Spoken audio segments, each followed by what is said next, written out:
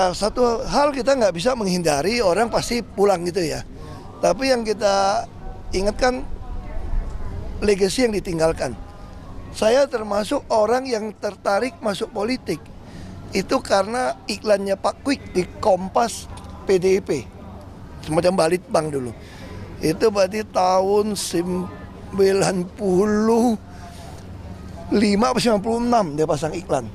Nah saat itu saya langsung terpanggil nih, oh ini mesti orang baik, orang yang merasa mau perbaiki negara ini mesti maju. Dan Pak Kwik kan contoh yang sangat komplit ya. Pengusaha ketika masuk di kekuasaan, dia lepaskan usahanya, dia jual yang ada hubungan bisa ada konflik interest, dan dia tidak pernah memanfaatkan kekuasaan untuk membuat dia lebih kaya gitu loh. Kadang-kadang ada oknum yang udah kaya masuk kekuasaan pengen berkaya atau mempertahankan kekayaannya, takut jadi masalah, takut ada hukum. Tapi Pak Kwik orangnya enggak, ya udah lepas. Nah saya kira ini contoh kita kehilangan sosok yang berani seperti ini gitu loh. Ya udah, saya pengusaha, kalau saya masuk ya ada hubungan saya singkirin dan saya akan ngomong kebenaran. Partai sendiri pun kalau salah gue tegur. Dia tegur gitu loh. Nah, ini contoh yang makanya Ibu Mega juga tahu saya kesini juga minta kirim salam ya untuk keluarganya, saya sampaikan ke anaknya. Ibu Mega juga sangat respect, kata dia berani tegur Ibu Mega loh. Nggak ada orang yang berpartai sama ketua umum kok berani tegur gitu ya. Nah saya kira kita kehilangan, buat saya beliau sih mungkin nggak kenal saya pribadi ya, tapi saya masuk politik tertarik salah satu karena iklan koran satu halaman besar Kompas oleh Pak Kwik. Waktu itu PDI Perjuangan baru kebentuk. Itu aja, belum kebentuk itu. Sempat berdiskusi gak sih Pak? Tegur itu terkait apa Pak? Terakhir. Saya nggak tahu. Nanti kamu tanya sama Ibu Mega aja. Ya saya nggak sempat diskusi. Kadang-kadang ya kita baca buku tulisannya aja sih. Ya itu aja ya. Oleh Ibu Megawati Soekarno Putri, Ketua Umum DPP PDI Perjuangan, untuk mewakili DPP, mewakili Ibu datang melayat atas kepergian Bapak Kwik Kian Gi bersama dengan Pak Baskara dan Bung Roni Talapesi. Kita mengenal Pak Kwik adalah seorang nasionalis sejati, seorang ekonom yang handal dan pro rakyat. Ya, sangat berpihak kepada kebijakan ekonomi pro rakyat, sangat tidak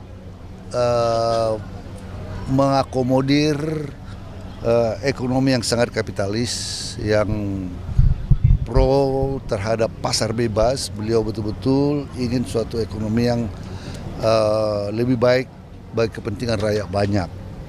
Dan pada saat beliau menjadi Menteri Menko, ya beliau betul-betul mencoba menerapkan itu. Itu sebabnya saya kira juga beliau memilih PDI Perjuangan yang segaris dengan ideologi yang beliau miliki. Kami sangat menghormati beliau, Ibu Mega sangat dekat dengan almarhum, maka kami mohon maaf, Ibu kebetulan sudah sampai di Bali karena ada agenda partai yang penting, maka kami berdua dan bertiga dengan Pak Roni mewakili beliau, mewakili DPP partai untuk hadir di sini. Terima kasih. Cukup. Ya. Pesan yang dititipkan oleh Bu Mega mungkin? Ada pesan dititipkan oleh Bu Mega? Iya, beliau menitip salam kepada seluruh keluarga dan sangat terpukul dengan kepergian almarhum Pak Taufik karena beliau adalah Pak Kwik Kian Gi, sorry.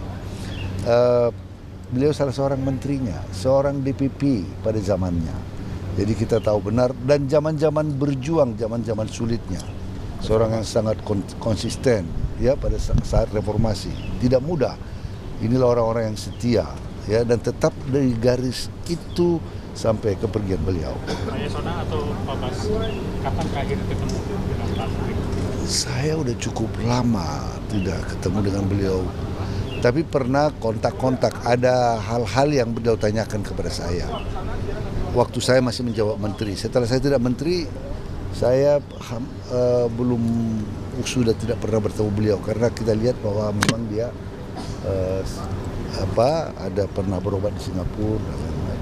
Mungkin apa yang bisa disebut untuk partai dari karakter Pak? Oh, nasionalis sejati dan keberpihakan kepada ekonomi rakyat kecil itu menjadi pedoman buat kita, ya, legasi beliau, ya. Iya, seperti mungkin yang udah tersebar di berita di mana-mana bahwa Pak Kwik Kian-gi meninggal hari Senin malam pukul 22.23. Hari ini kita semayamkan di Rumah Duka Sentosa RSPAD sampai dengan besok hari Rabu dan akan dikremasi secara private untuk keluarga aja di hari Kamis jam 11 pagi.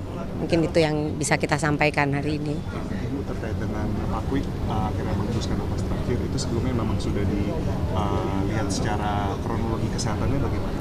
Ya, Pak Kwik usianya sudah memasuki 90 tahun ini ya. Jadi memang karena usia sih sebenarnya semua sehat-sehat aja, tapi belakangan 2-3 bulan terakhir memang menurun. Ya. Nah, sosok Pak Kwik ini seperti apa, Bu, di keluarga?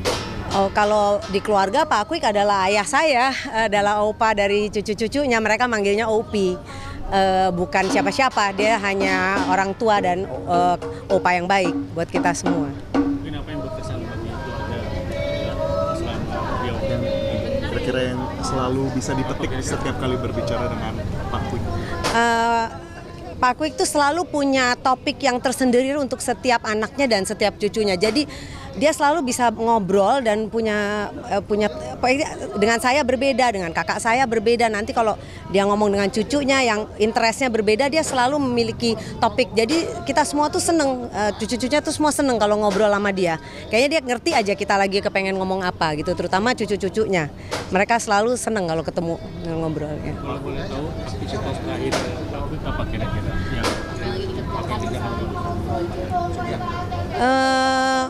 Terakhir dia banyak nonton berita, udah nggak bisa terlalu nulis ya karena terlalu capek kalau konsentrasi menulis, tapi pas selalu masih mengikuti berita yang pasti ya, masih baca koran sampai hari terakhir, masih baca koran, mesti pakai kertas, nggak bisa dari media elektronik ya. Ada pesan atau wejangan terakhir kepada keluarga atau mungkin karya-karyanya beliau? Ya. Kalau mungkin dari keluarga ingin mengucapkan terima kasih yang sedalam-dalamnya atas semua doa-doa, semua ucapan baik dari keluarga, dari teman-teman Pak Kwik dulu, masyarakat. Terima kasih banyak. Jika ada kesalahan Pak Kwik di masa yang lalu mohon dimaafkan. Saya kira itu.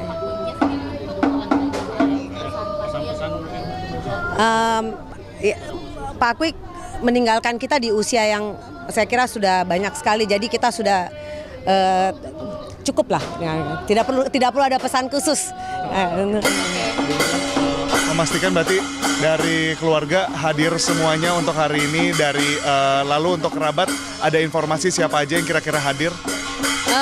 Ini kan memang kita hanya 1,5 hari ya, jadi kita lihat aja yang datang siapa. Kalau dari keluarga ada di sini semua. Ya. Terima kasih. Ya. Dengan terima kasih.